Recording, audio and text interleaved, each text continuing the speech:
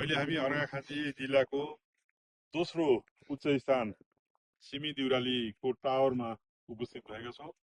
मसँग मेरा माइलो छोरा रोशन पन्थी पनि उपस्थित छन् र हिजो हामीले यहाँका पर्यटकीय स्थलहरूको भ्रमण, यहाँका वडा अध्यक्ष र यहाँको स्थानीय विद्यालयका शिक्षक, यहाँका विद्यार्थी र साहित्यकारहरूसँगै यहाँको अवलोकन गऱ्यौँ र आज बिहानै उठेर हामी यो टावरमा उपस्थित भएका छौँ।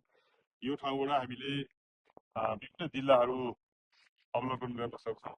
यहाँ उत्तरतर्फ हामीले हेर्न सक्छौँ धौलागिरी पर्वतको विशाल रेन्ज यहाँ हामीसँगै सँगसँगै उभिए जस्तो देखिएको छ। यो एउटा विशाल रेन्ज हो।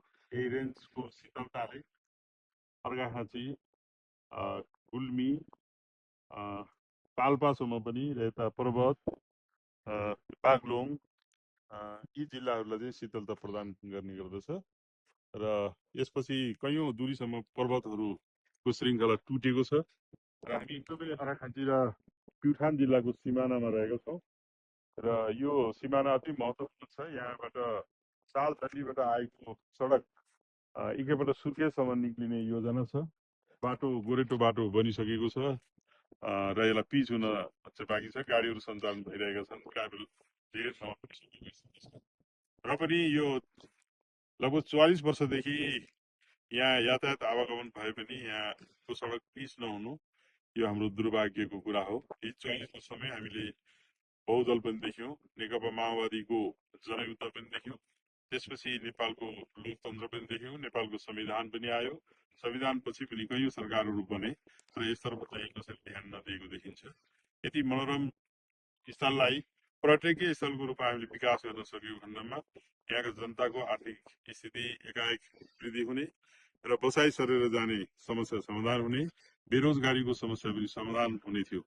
हामीले यहाँ पारि एउटा बोर्ड निजी विद्यालय देखिरहेका छौँ। यो पहिले सञ्चालनमा रहेको र पछि विद्यार्थीको अभावले गर्दा यो चाहिँ बन्द भएको हाम्रो यहाँको वडा अध्यक्षले हामीलाई हिजो बताउनु भएको थियो र त्यहाँदेखि मासिर नेपाल सरकारको संसदीय बजेटबाट अनि केन्द्रीय बजेटबाटै एउटा पर्यटकीय स्थलको निर्माण लगभग भइसकेको छ पिकनिक स्पोटको रूपमा र त्यहाँबाट अवलोकन गर्नुको निमित्त आकर्षित गर्नुको निमित्त त्यो सुरुवात गरिएको छ तर त्यसको अन्त्य चाहिँ भएको छैन, एउटा अधकचल्टो रूपमा रहेको छ र यहाँ हामीले दक्षिणतर्फबाट हामीले हेऱ्यौँ भने यहाँदेखि तराई भालुबाङसँगको स्थिति देखिन्छ भने यो मदेखि अगाडि पहाडको ठिक तल रहेको यो चाहिँ ढाकाबाङ क्षेत्र हो। यो भूमिका स्थान नगरपालिका भनेर भनिन्छ।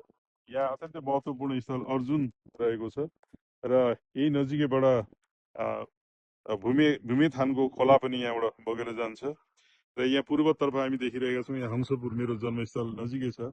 अहिले यो एन्टी लाइट परेको हुँदा राम्ररी देखिराखेको छैन। यो ठ्याक्कै बसेको जुन डाँडा हो यहाँ तल, यो डाँडा चाहिँ पहिलो डाँडा, यो डाँडा चाहिँ हंसपुर हो। अब केही बेरमा हामी त्यहाँ जाँदैछौँ। त्यसपछिको लोरीको लेख हामी देख्दैछौँ, त्यसपछि खाँचीको लेख हामी देख्दैछौँ।